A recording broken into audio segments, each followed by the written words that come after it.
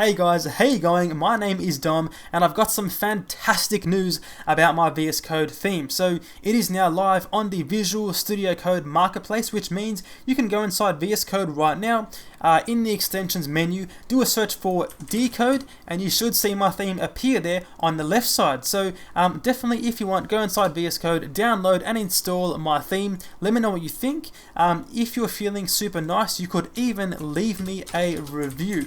I think most of you guys are going to enjoy the theme based off the previous screenshots which I sent on my channel. Most of you guys said, yeah, it looks good. Some of you guys even said you couldn't wait for the theme to come out, which I was quite surprised and of course happy about. But some of you guys also had a few suggestions for improvements which I tried to make. So hopefully now it is a better theme.